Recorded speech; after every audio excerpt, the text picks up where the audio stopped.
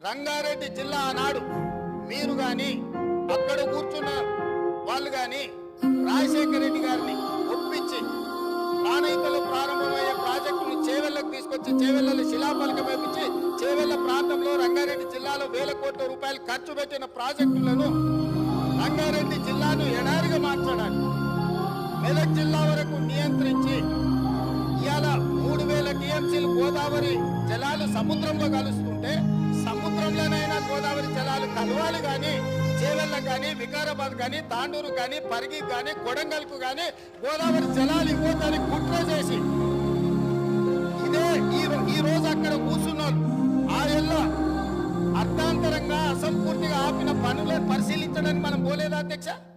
చేవెళ్ళ చౌరస్తాలో శిలాపలకం ముందర మనం నిరసన తెలపలేదా అధ్యక్ష? ఏం పాపం చేసింది అధ్యక్ష రంగారెడ్డి జిల్లా? రంగారెడ్డి జిల్లాలో భూములు అమ్ముకుంటారు. రంగారెడ్డి జిల్లా